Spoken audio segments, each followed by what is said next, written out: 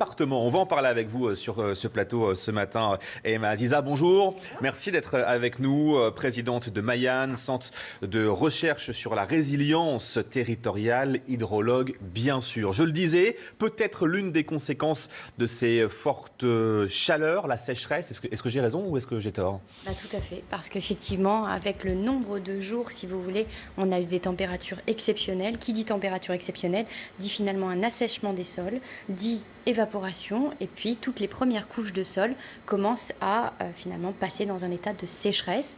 Pour l'instant, on n'est pas dans un état critique au niveau souterrain, au niveau des nappes qui ne sont pas encore atteintes, certaines par endroits en France seulement, mais effectivement là, sur les premières couches en fait de sol, on commence à voir les effets, si vous voulez, de ces semaines et ces semaines qui n'en finissent plus avec des températures exceptionnelles. Alors, je le disais, 39 départements sont directement concernés, 11 en situation de crise, comme les Deux-Sèvres, la Vendée, l'Eure-et-Loir, le Loiret ou encore l'Allier. Situation de crise, ça veut dire quoi ?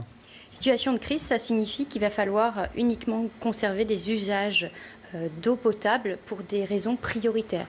Donc sécurité civile, santé, adduction en eau potable, si vous voulez, sont des priorités pour faire fonctionner un système sociétal, que la société continue à fonctionner au quotidien. Et donc quand on arrive à un niveau où on sent que la gestion de la ressource risque d'être critique et risque finalement d'avoir une portée importante sur ces éléments cruciaux, là, on passe à un état de crise et on réduit tout ce qui va être superflu, si vous voulez.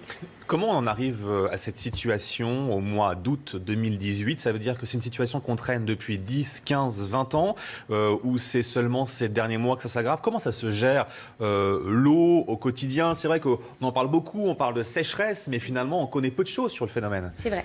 Alors il y a une variabilité climatique naturelle en fait qui fait qu'on a des années très sèches, des années pluvieuses, etc.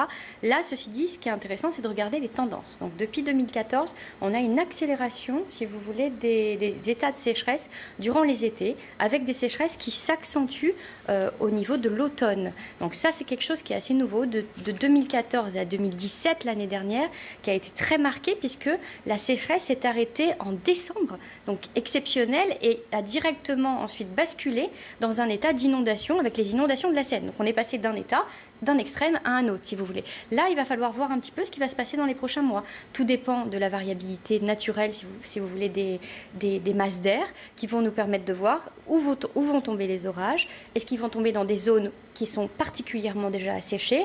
Est-ce que ces orages vont être efficients, c'est-à-dire qu'ils vont permettre de recharger les sols et les nappes, ou bien est-ce qu'ils vont directement ruisseler parce que très intenses et ils n'auront pas le temps, si vous voulez, de s'infiltrer ? On parle beaucoup du réchauffement climatique, bien sûr. On voit aussi ce qui se passe en Californie, ce qui s'est aussi passé en Grèce il y a seulement quelques jours. Il y a un impact direct, on ne peut plus le négliger. C'est ça.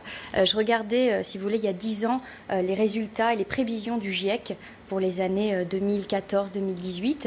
Et puis, on se rend compte que ce qu'on nous racontait il y a 10 ans est en train de se produire. Plus de canicules, plus de sécheresse, de vraies problématiques sur des zones avec les feux de forêt. Vous parliez de la Grèce. Donc, si on n'est pas prêt, si on n'a pas mis en place des systèmes comme en France, extrêmement efficients pour gérer ces extrêmes climatiques, on en subit directement les conséquences. C'est ce qui se passe un peu partout aujourd'hui, j'ai envie de dire, dans le monde. Et donc, on passe vraiment d'un extrême à l'autre. On n'a plus vraiment de situation stable et d'effets naturels. Donc en fait, maintenant, on subit en permanence. Donc la question, c'est... Comment ne plus subir, surtout ? Il y a des solutions, en tous les cas, pour ne plus subir, pour se mettre à gérer. Donc chaque enjeu va avoir sa solution. Donc sur le plan agricole, il existe énormément de solutions, que ce soit pour le risque inondation, que ce soit pour les sécheresses, pareil pour les milieux industriels, pareil pour, si vous voulez, la gestion optimale de la ressource. En fait, il faut rajouter du bon sens, il faut rajouter de la cohérence dans ce qu'on fait. Et donc ça, ce ne sont pas juste les populations qui doivent uniquement agir. On ne doit pas les faire culpabiliser parce qu'elles vont prendre un bain plutôt qu'une douche. Non, la question, elle est globale. Et donc les réponses doivent être globales, si vous voulez. Mais surtout, je pense que dans les prochaines années, les actions qui vont devoir être menées vont devoir être faites sur le plan de l'urbanisme et sur le plan de l'architecture. Pourquoi ? Parce que c'est là on va être capable de conserver l'eau, ensuite de faire en sorte qu'elle ne rentre plus dans les bâtiments, et donc on va être capable de devenir résilient à condition de mettre les bonnes solutions. En tous les cas, elles existent et on est très fort en France pour pouvoir les mettre en œuvre. Je voulais aussi qu'on parle ce matin, et c'est important, des conséquences sanitaires, parce qu'il y en a, on les néglige souvent, on les oublie aussi parfois, mais si elles sont directes, sécheresse égale conséquences sanitaires. Complètement. Et puis on a des populations vieillissantes parce qu'on vit beaucoup mieux, beaucoup plus longtemps.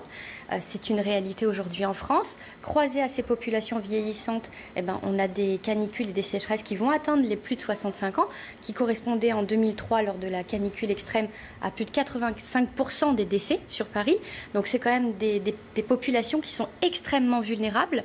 Donc il va falloir mettre en œuvre des solutions pour vraiment ces types de populations. On voit ceci dit que là, ce qu'on a mis en place avec les grands programmes de prévention, à travers les radios, les télés, etc., ça marche puisque les gens suivent les indications et effectivement, on a des pics moins importants au niveau des urgences. C'est déjà ça, mais il faut continuer. Je le disais, présidente de Mayan, centre de recherche sur la résilience territoriale. Le terme résilience territoriale, que faut-il y voir? Comment faut-il le comprendre? Alors, la résilience, c'est quoi? C'est être capable finalement de rebondir face à une catastrophe. Donc, on est dans une situation de crise et on va se mettre à la gérer, à ne plus la subir. C'est-à-dire que l'eau peut rentrer dans les rues et puis finalement, ne va pas impacter les gens, il n'y aura pas de victimes. C'est ça, être résilient.